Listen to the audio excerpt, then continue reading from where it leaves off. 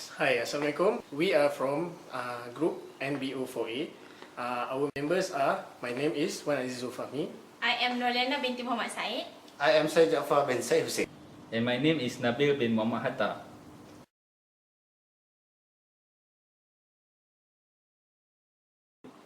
Today we are going to discuss about training process.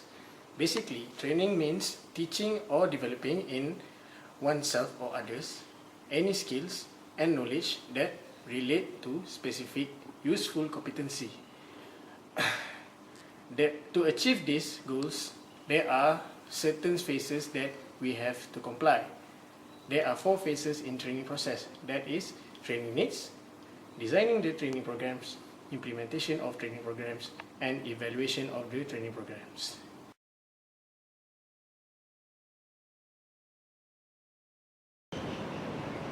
Okay, the first phase is training needs. Today, working environment require employee to be skilled in performing complex tasks in an effective, efficient, and safe manner. Training is a performance improvement tool is needed when employees are not performing up to certain standard or at an expected level of performance. A successful training needs analysis will identify those who need training and what kind of training is needed. It is counterproductive to offer training in individuals who do not need it or to offer the wrong kind of training. A training need analysis helps to put the training to good use. The first step in developing a training program is to determine what the organizational need in terms of training. There are 3 levels of training needs assessment: that the organizational assessment, occupational or task assessment, and individual assessment. For organizational assessment, in this type of assessment, we can determine the skill, knowledge, and ability a company need to meet its strategic objective. This type of assessment consider things such as changing demographic and technological trend.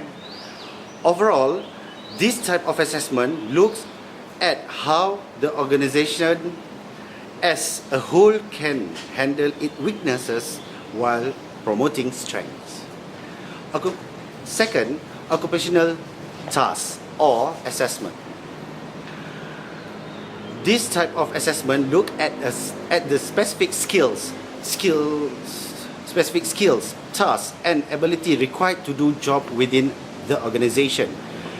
And the third one and the last, individual assessment. An individual assessment look at the performance of an individual employee and determine what training should be accomplished for the individual. Reviewing the HR strategy plan and specific job title in the organization.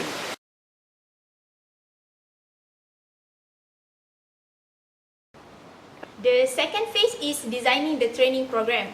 To ensure the long-term motivation, managers must employees with the opportunity to satisfy these needs. One of the most important responsibilities of every leader is to create a motivating environment. There are 6 techniques that help you to create motivating environment. The first technique is motivation comes from caring, not scaring. Fear should never be used as a motivation strategy. Second technique is employee motivation grows and blossoms in the right environment. Third technique is modeling the behavior you want from your employees. Is the most effective way to change any behavior. 4 techniques is make work fun. The 5th technique is use the law of attraction. 6 techniques is foster an ongoing environment. Okay, there is principle of learning. There is 8 principle of learning. The first principle is self-directing. The second principle is learn by doing. The third principle is relevance. The fourth principle is experience. The fifth principle, all of the senses. The sixth principle is practice. The seventh principle is practice the development. The eighth principle is involvement. The most important in designing training programs is the characteristic of successful instructors. This is important because this will make the training program work. The first characteristic of successful instructor is fair. The second is firm, and the last one is friendly.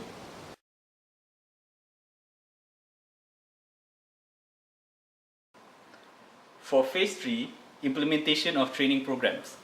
Implementation is the most important phase in the training program because this is to ensure the smooth flow of activities as per the plan. 3 approaches in implementing the training, which is number 1, outsourcing the program, 2, conducting in-house training, 3, a mix of both outsource and in-house. For outsourcing, an organization has to do is basically to nominate the trainers and paying the training fees. Major factors to be taken into account for a company in choosing outsourcing for training, which are who are their present clients, core competency of the training, advantages in cost savings, meeting time deadlines and suitability to the business, and also post-training if needed. Process of implementation can be segregated into 2 processes, which is number 1, practical administrative arrangement, and number 2, carrying out the training. It can be classified into 4 categories, which is number 1, blocking the dates, mobilizing resources, managing contingencies, and executing the program. For blocking the dates, training implementation functions begin with blocking appropriate dates once the design is ready. There are many stakeholders involved in a training activity, such as the trainees, the trainers, the organization or sponsor, the service providers, and even the customers who depend upon the services of the trainees.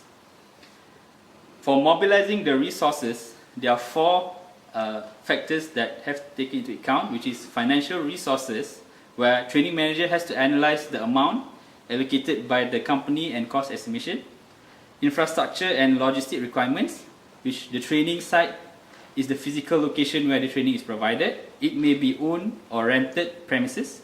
For seating arrangement, the seating should be flexible enough to rearrange them easily for different activities like individual assignment or group discussion. The third one is transportation, where suitable arrangements for the transportation of trainees and the trainers should be made. Okay, the fourth is selection and training of trainers, meaning once it is decided to conduct the program in-house, the training manager has to identify and train the trainers. Another factor is managing contingencies, where after the program has started, many other problems may occur. For example, the audio visuals may not work, seating arrangement may not be suitable, the room temperature may be too high or too low. The training manager should remind the service providers at least 15 days in advance, requesting them to be ready with the equipment and services on the agreed date. The last step for this phase is executing the program. This is the final step in training implementation. At this point, the training is hopefully will run smoothly as per plan.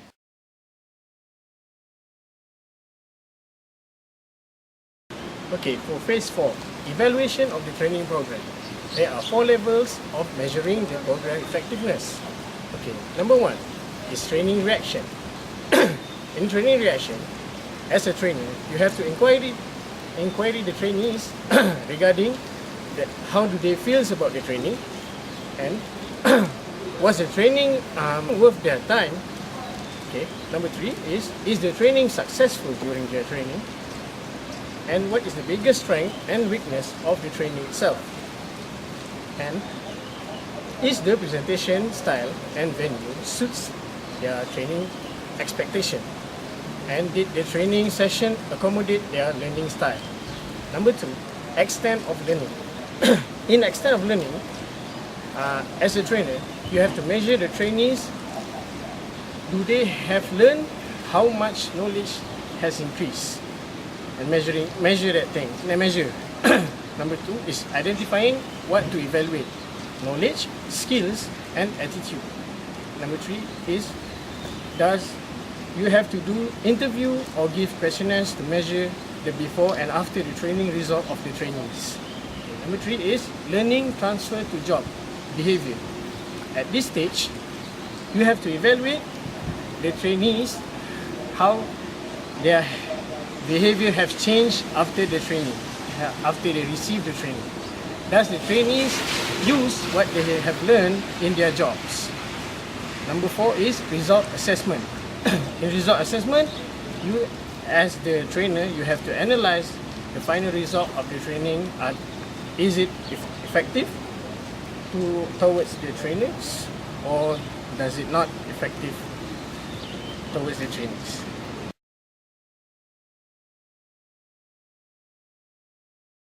As for conclusion, training process is a process to determine either what kind of training that needed, and either the employee need a training to increase their skill to achieve the organization goals. Okay, so in training process, the most important thing is working environment itself. So from there, the organization can evaluate whether they need to provide the training process to the employees or no. That's all from our group. Thank you.